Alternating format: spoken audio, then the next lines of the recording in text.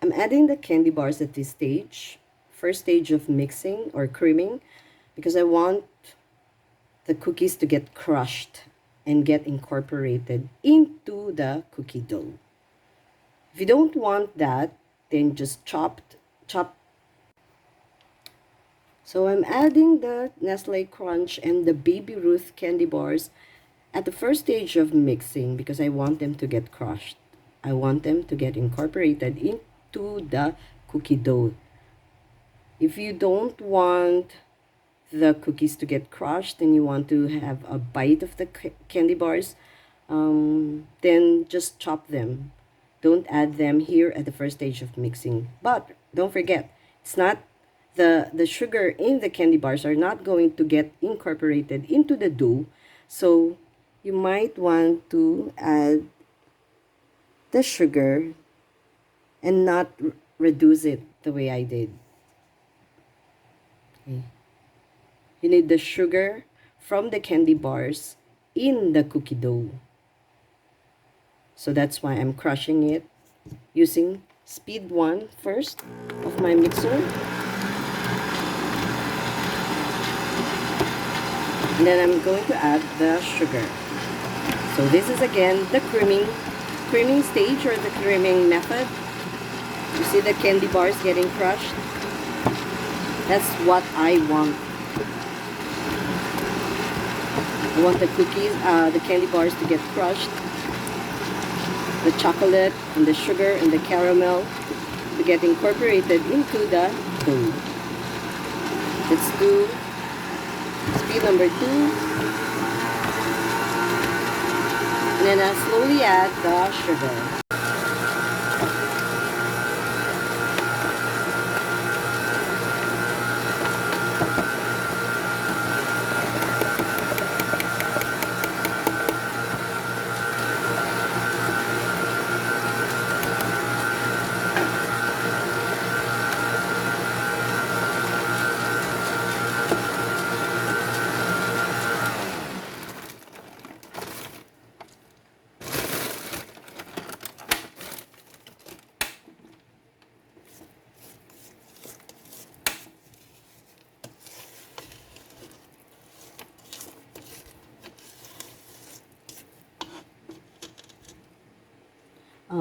The American era brand of stand mixer is a cheaper alternative to KitchenAid. So if you don't have the budget for KitchenAid, you can get this mixer because it does its job.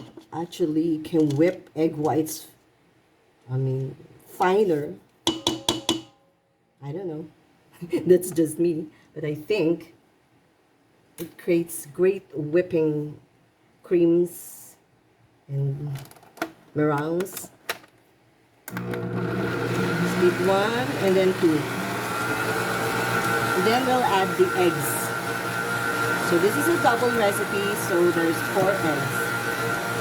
Time now to add our eggs.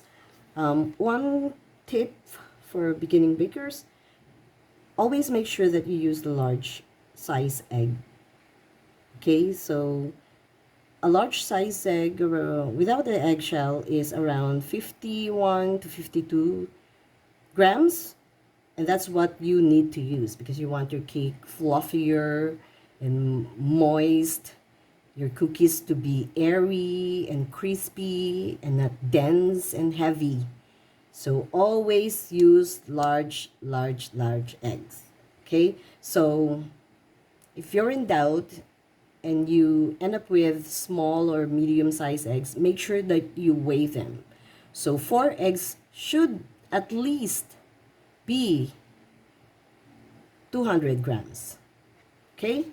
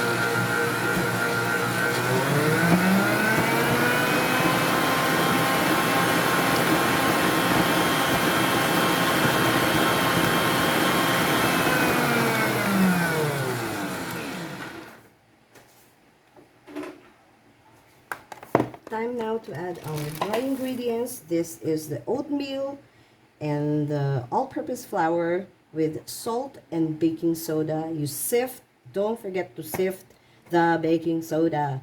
If you don't sift the baking soda well, properly sift it into the flour, it's going to sink at the bottom of the cookie. And you will see it there and you will taste it. And always make sure that if it says 1 teaspoon, you use 1 teaspoon.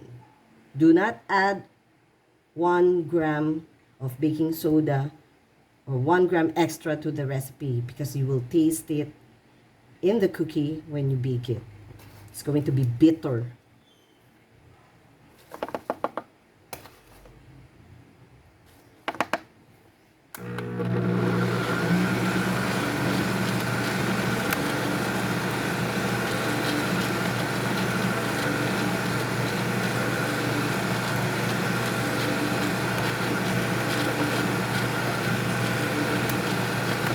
This is what I like about this mixer because the speed number 1 is really speed number 1. It's really slow. So you don't have flour flying all over you, unlike with the other mixers.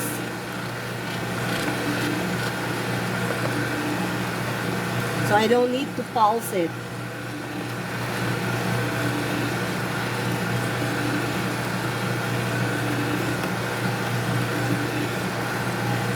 Cookie dough is done. I'm going to flavor half with ube and the other half with matcha.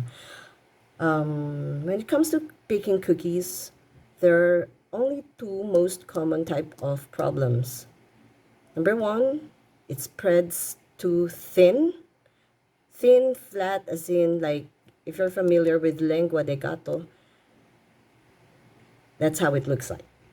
The other one is that it does not spread. If you ask me, I would rather have my cookie spreading because I can still eat it. It's going to be light, crispy, and airy.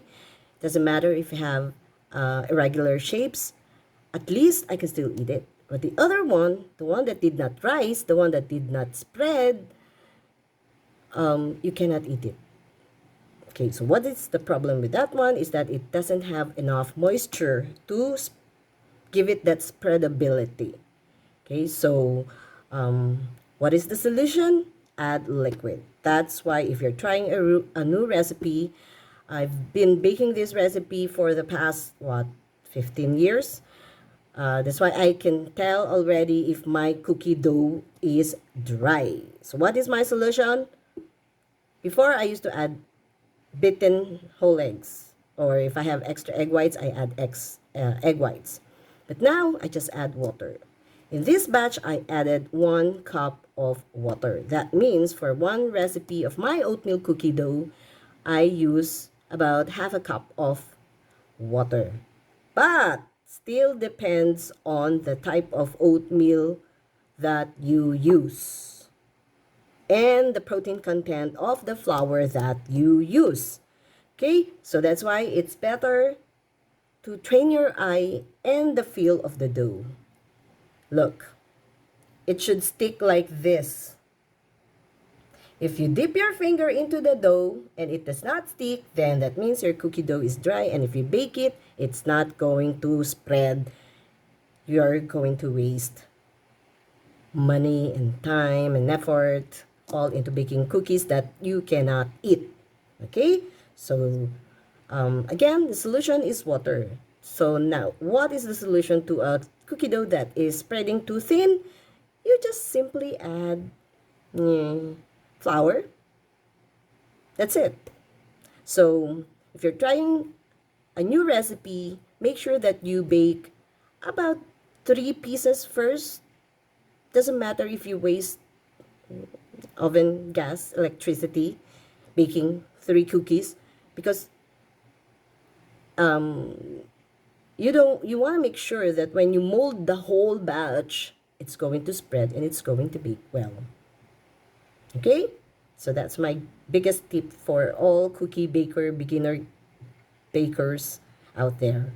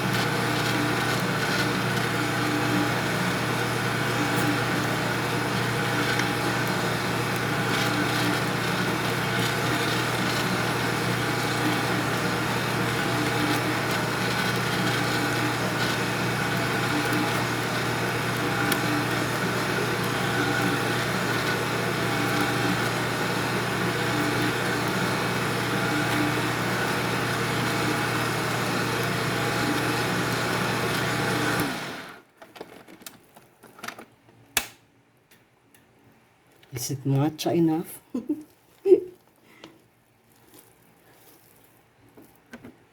I cannot tell you how surprised I am. I've never eaten a matcha cookie ever yet. This was my niece's request. I don't even have matcha in my kitchen because I'm not really a fan of matcha. I guess. Let me taste it.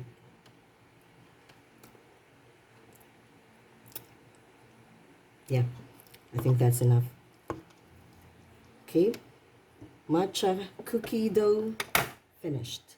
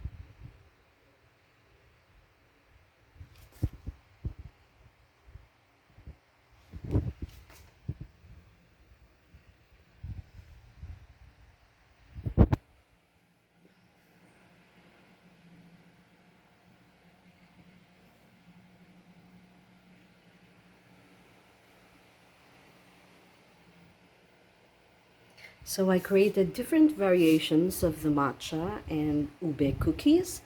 Some have white chocolate chips and pecans. Some have dark chocolate and sweet milk chocolate chips.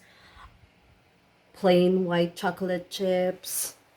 The ube with pecans and semi-sweet chocolate chips. And the one with the white chocolate and semi-sweet chocolate chips. So for my two recipes, I have 139 pieces. This size, 139 pieces, is my yield.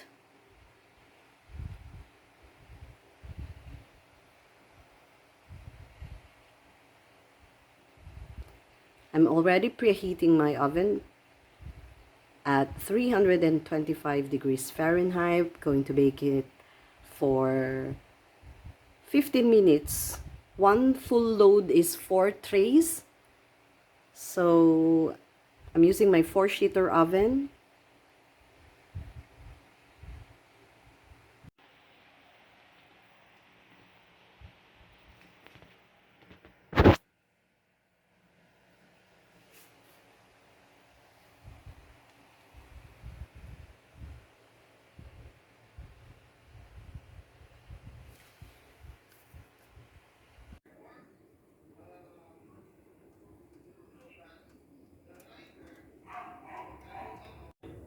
Okay, I'm showing you the size of the cookies before baking and later on after I bake them.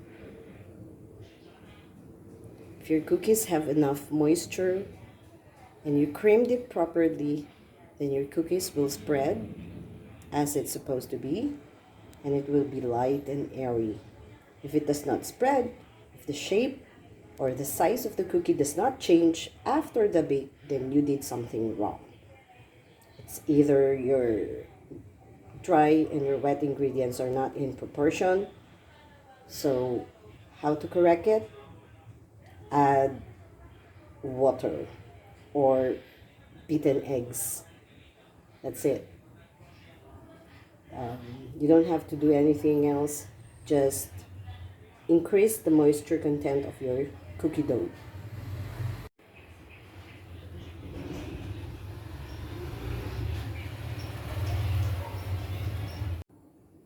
Okay, so this is what you want. You want the cookies to spread. If you can look back at the photo or the video that I showed you, it increased in size. It's well risen. When you bite into it, it's going to be light, crispy, and airy. See?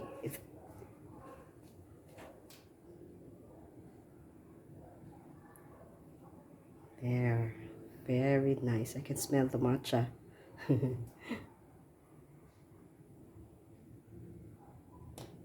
all I did was add extra water. I added 2 cups of water because this is a 2 recipe cookie batch that I made. My ube was a bit lighter today. I didn't use that much ube flavor, food coloring, and powder.